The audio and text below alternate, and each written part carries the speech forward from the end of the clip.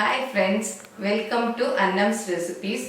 நம்ம வந்து கிள்ளு வத்தல் எப்படி பண்ணுறதுன்னு பார்த்தோம். இன்றைக்கி வந்து எங்கள் அம்மா தான் வந்து புளிகிற வத்தலும் செஞ்சு காமிக்க போகிறாங்க. அதே மாதிரி தான் அன்றைக்கி எடுத்த மாதிரியே அரைச்ச மாவு 1 கிலோ பச்சரிசிக்கு அரை அளவுக்கு ஜவ்வரிசி, இல்லாட்டி நீங்கள் கிராம்ஸ்லன்னா 100 கிராம் போட்டுக்கோங்க. போட்டு இதை நல்லா மிஷினில் அரைச்சி இந்த மாதிரி மாவாக எடுத்து டப்பாவில் போட்டு வச்சுருக்காங்க. வேணுங்கிறச்ச நம்ம அதை எடுத்து நம்ம வந்து வத்தல் போட்டுக்கலாம். இன்றைக்கி வந்து புளிகிற வத்தல் எப்படின்னு செஞ்சு காமிக்க போகிறாங்க. இப்போ இந்த மாவை குக்கரில் போட்டுக்கணுமா? போட்டுட்டு இதுக்கு எவ்வளோ தண்ணி ஊற்றணும்? இதுக்கு 2.5 டம்ளர். எதில் எடுக்கிறோமோ அதில் 2.5. சரி,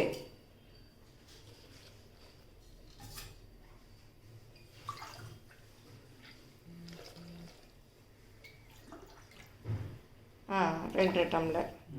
அப்புறம் பச்சை மிளகாய் பேஸ்ட் இதுக்கும் அது எவ்வளோ? 1 ஸ்பூன். ஓ, தண்ணியாக இருக்கா? தண்ணியாக தான் 2 ஸ்பூன். சரி, நம்ம எவ்வளோ காரம் வேணுமோ அதை பார்த்து போட்டுக்கணும். அப்புறம் சீரகம் 1 ஸ்பூன். போடு. வெங்காயம்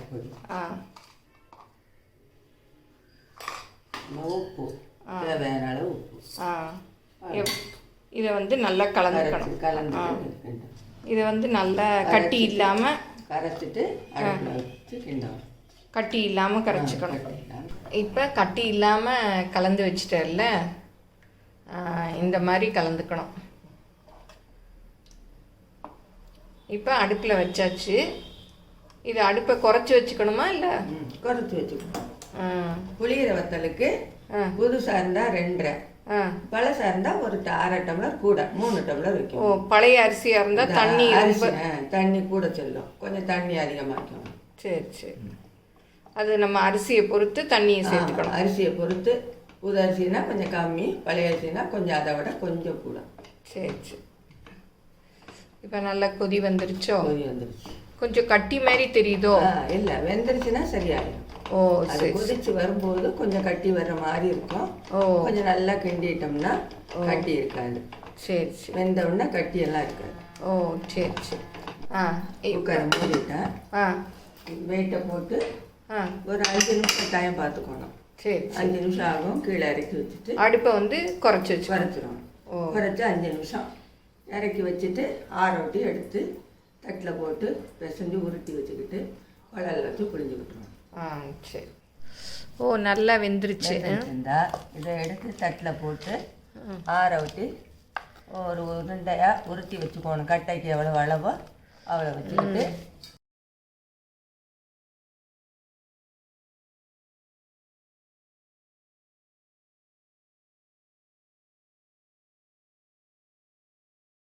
இந்த மாதிரி சில்லு மகிழம்பு தேம்பளம் மாதிரி சில்லு இதை கட்டையில் போடுறேன். போட்டு ஒரு உருண்டையை உருட்டி அதில் வச்சிடுறேன். வச்சு இதை மாடியில் கொண்டு துணியை விரித்து புளிஞ்சு விட்ருவோம். புளிஞ்சிட வேண்டியதான். வேஸ்டியோ ஏதோ ஒன்று விரித்து புளிஞ்சிட வேண்டியதான். சரி, அவ்வளோதான். இப்போ பாருங்கள், கட்டையில் வச்சு அம்மா புளிஞ்சு விட்டுட்ருக்காங்க. நல்லா ஃபாஸ்ட்டாக புளிகிறாங்க பாருங்கள்.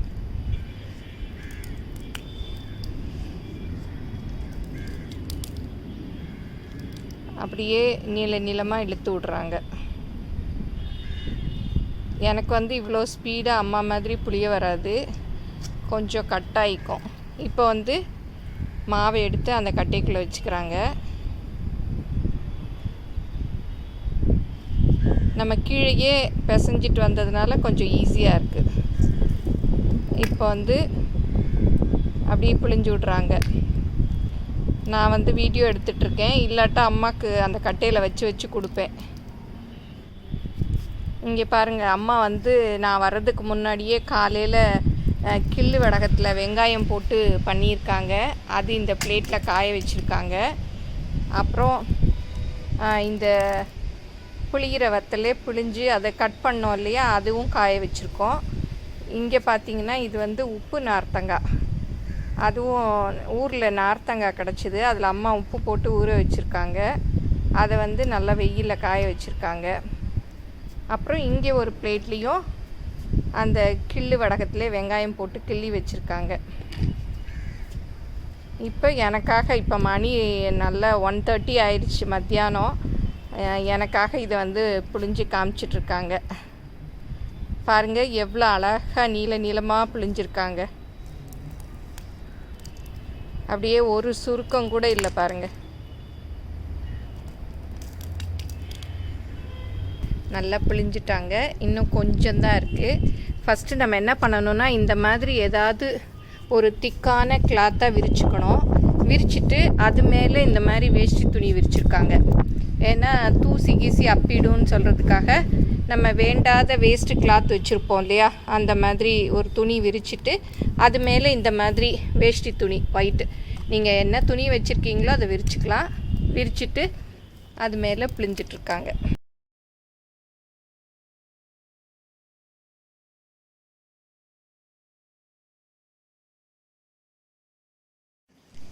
இப்போ பாருங்கள் நல்லா காஞ்சிருச்சுது.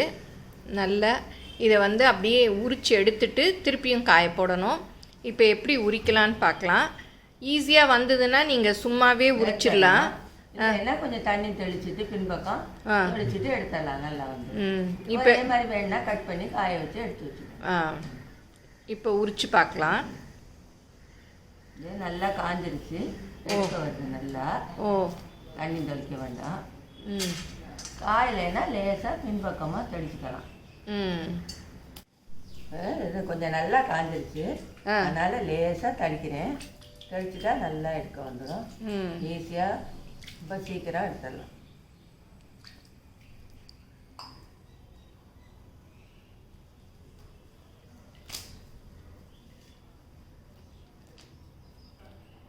தண்ணி போடவும் ரொம்ப ஈஸியாக எடுக்க வருது. அது நல்லா காஞ்சிருச்சு. கொஞ்சம் ஈரப்பதமாக வேணா கூட நம்ம சாயங்காலமே எடுத்துடலாம். காலையில் புழிஞ்சிட்டோம்னா சாயங்காலமே எடுத்து ஒரே மாதிரி கட் பண்ணி ஒரு தட்டில் போட்டுட்டா மறுநாளும் நல்லா காய வச்சு எடுத்துக்கலாம். நல்லா சலசலன்னு காயணும். அந்த வத்தல் ஒரு 3 நாள் கணக்கு போட்டு அதனை போக மறுநாள் 3 நாள் காய வச்சு எடுத்து வச்சுட்டா நல்லா எவ்வளோ நாள் பண்ணாலும் இருக்கும். ஒரு வருஷத்துக்கு இருக்குமா? ஒரு வருஷத்துக்கு இருக்கும். இல்லை கூடவே இருக்குமா? இல்லை ஒரு வருஷம். நம்ம அவ்வளோ நாள் தானே வச்சுக்க போகிறோம். அதுக்கப்புறம் அடுத்த வருஷம் வந்துடும்ல, வெயில் காலம் போட வேண்டியது. ஆமாம். இப்போ காஞ்சதெல்லாம் இந்த மாதிரி ஒடிச்சு வச்சுக்கணும் இல்லை? ஒரே மாதிரி ஒடிச்சு வச்சுக்கிட்டா எண்ணெயில் போட்டு பொரிக்கும் போது ஒரே மாதிரி இருக்கும். ஈஸியாக இருக்கும். ஆமாம், ஈஸியாகவும் இருக்கும். நீளமும் ஒன்று பெருசுமா இருந்தால் ஒன்று வேகும், ஒன்று பொரியாது. நமக்கு எவ்வளோ சைஸ் வேணுமோ அந்த அளவில் ஒடிச்சுக்கலாம். சின்னதாகனாலும் ஒடிச்சுக்கலாம். எண்ணெய் கம்மியாக ஊற்றி பொரிக்கலாம். கம்மியாக ஊற்றி பொரிக்கலாம்னா ரொம்ப பொடியாக வேணாலும் கட் பண்ணிக்கலாம். அழகாக கட் பண்ணியிருக்கியே. இதை வந்து இன்னும் காய வைக்கணும். ஆமாம், நல்லா இருக்குல்ல, நல்லா காஞ்சிருச்சு. காய வைக்கணும். அந்த இதெல்லாம் அந்த அடியில் லேசாக சுருங்கலை வளைஞ்சிருந்தாலும் அதை தனியாக கட் பண்ணி காய வச்சு நம்ம முதல்ல எடுத்து பொரிச்சிடலாம். இதெல்லாம் டேஸ்ட்டாக. ஆமாம், இது ஒரே மாதிரி காயாது. அதனால நம்ம கொஞ்சம் கடைசியில் இருக்கெல்லாம் கட் பண்ணி தனியாக காய வைக்கணும். சரி, இதை வந்து தனியாக நம்ம ஸ்டோர் பண்ணி வச்சுக்கலாம். இதை உடனே பொரிச்சிடலாம். 2 நாளைக்கு இருக்கும். இதுவும் இருந்தாலும் நம்ம எடுத்து பொரிச்சிடலாம்.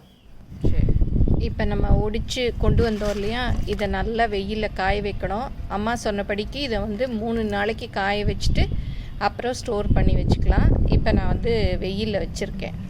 இப்போ பாருங்கள், வத்தல் நல்லா இந்த மாதிரி சலசலன்னு சத்தம் வரணும், அது வரைக்கும் காய வச்சுக்கணும். நல்லா காஞ்சிட்டு பாருங்கள்.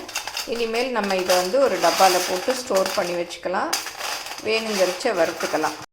இப்போ எண்ணெயை காய வச்சுருக்கேன். இந்த வத்தலை வந்து பொரித்து பார்க்கலாம். நல்லா எண்ணெய் காஞ்சிருச்சு பாருங்கள். வத்தல் எப்படி பொரிஞ்சு வருது.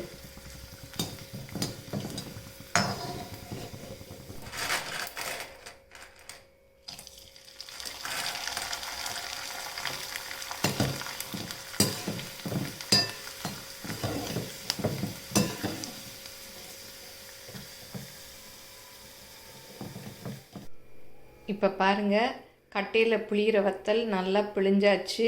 அதை பொரிச்சும் வச்சுருக்கேன் பாருங்கள். நல்லா எப்படி அப்படியே ஸ்டிக்கு மாதிரி இருக்குது. இது வந்து சீக்கிரம் காஞ்சிரும். நம்ம கிள்ளு வத்தல் மாதிரி ரொம்ப டைம் எடுக்காது, ரொம்ப வேகமாக காஞ்சிரும். பாருங்கள், நல்ல ஸ்டிக் மாதிரி இருக்குது. எங்கள் அம்மா சொல்லி கொடுத்த இந்த வத்தலை எல்லோரும் இந்த சம்மரில் ட்ரை பண்ணி பாருங்கள். எப்படி இருந்ததுன்னு உங்கள் கமெண்ட்ஸை சொல்லுங்கள். தேங்க்யூ.